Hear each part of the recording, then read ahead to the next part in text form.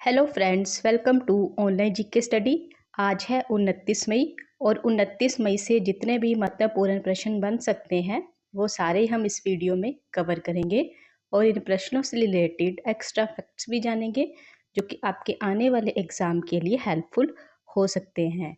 तो शुरू करने से पहले हम कल के वीडियो के प्रश्नों को रिवाइज कर लेते हैं। किस देश द्वारा भारत की रुपए सेवा शुरू की जाएगी?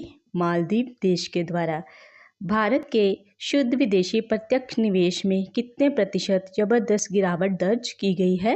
62%। अंतर्राष्ट्रीय ओलंपिक समिति में ने कौन सा अभियान शुरू किया है? Let's move India. किस राज्य की महिला को अमल कलूनी अवार्ड महिला सशक्तिकरण पुरस्कार से सम्मानित किया गया है? Uttar Pradesh. Oxford economics global cities index में भारतीय शहरों की रैंकिंग में कौन सा शहर आगे है? दिल्ली। हाल ही में खबरों में रहा ग्रेट इंडियन बस्टर्ड किस राज्य का पक्षी है? राजस्थान। आईपीएल 2024 का खिताब किसने जीता है? कोलकाता नाइट राइडर्स ने। The Economics Times HR World Future Ready Organisation Award 2024-25 से किसे सम्मानित किया गया है? एनएचपीसी। किस देश के पूर्व खिलाड़ी शाहिद अफरीदी आईसीसी पुरुष T20 विश्व कप के एम्बेसडर बने हैं? पाकिस्तान। कोविड के बाद बैंकों में अपर्याप्त जमा राशि में कितने गुना वृद्धि हुई है? 2.5 गुना। तो ये थे हमारे रिवीजन वाले प्रश्न। देख लेते हैं हम आज के प्रश्न। हाल ही में किसने कोपायलट प्लस पीसी लॉन्च किया है? तो ये किया है ऑप्शन नंबर 1 गूगल ने। माइक्रोसॉफ्ट ने अपनी नई श्रेणी के personal computer Copilot plus PC launch किए हैं जो एडवांस एआई क्षमताओं के साथ अल्फाबेट और एप्पल से प्रतिस्पर्धा करेंगे। ये डिवाइस एसर और एसुस टेक कंप्यूटर के सहयोग से विकसित किए गए हैं। बात करें माइक्रोसॉफ्ट की, सीईओ है सत्य नडेला, मुख्यालय है यूएसए में।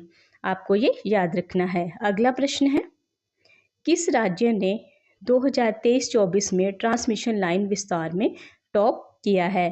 तो ये किया है ऑप्शन नंबर 1 उत्तर प्रदेश राज्य ने।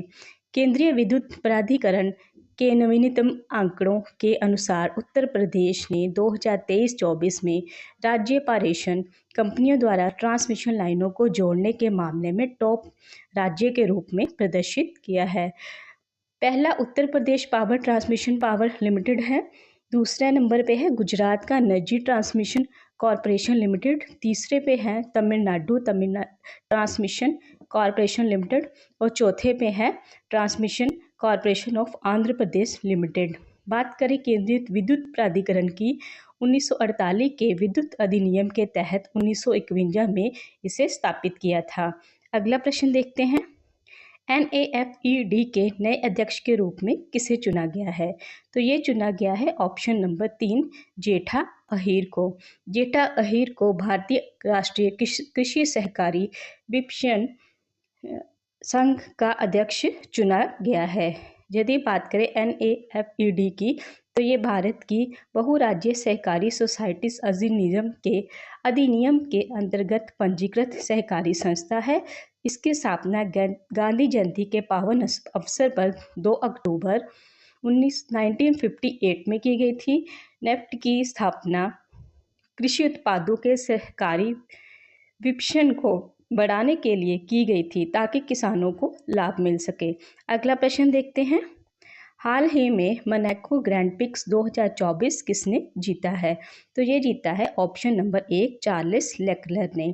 फेरारी ड्राइवर चार्ल्स लेक्लर ने मोनाको ग्रैंड प्रिक्स 2024 जीता है।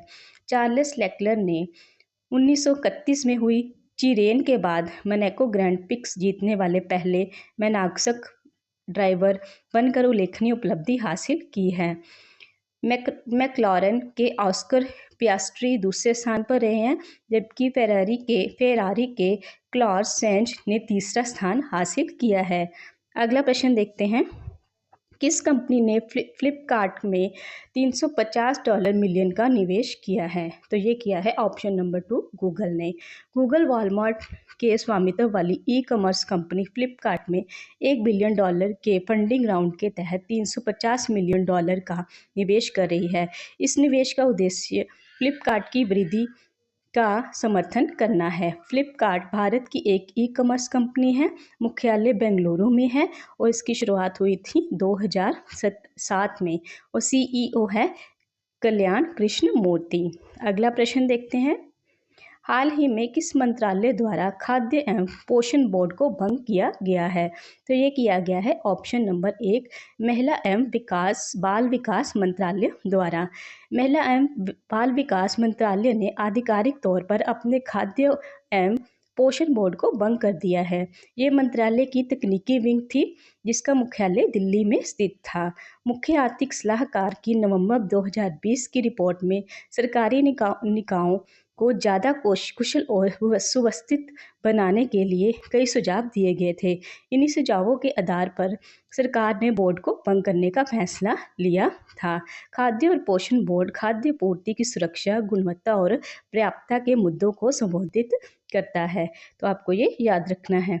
अगला प्रश्न है, भारत का पहला ग्रीन हाइड्रोजन प्लांट किसके द्वारा शुरू किया गया है? तो ये किया गया है ऑप्शन नंबर 3 गेल के द्वारा। गेल इंडिया लिमिटेड का पहला ग्रीन हाइड्रोजन प्लांट चालू हो गया है, जो देश की सबसे बड़ी नेचुरल गैस ट्रांसमिशन और डिस्ट्रीब्यूशन फर्म के लिए नई और वैकल्पिक ऊर्जा के में एक बड़ा कदम है। इस मिशन का उद्देश्य भारत को हरित हाइड्रोजन के लिए वैश्विक केंद्र बनाना है। इसे मध्य प्रदेश के विजयनगर में स्थापित किया गया है। गेल का मुख्यालय है नई दिल्ली में। स्थापना हुई थी 1984 में और इसके सीईओ हैं गौतम चक्रवर्ती। अगला प्रश्न देखते हैं। हाल ही में दुनिया का पहला 100% बायोडिग्रेडेबल पेन किस देश में लॉन्च किया गया है? तो ये भारत में किया गया है।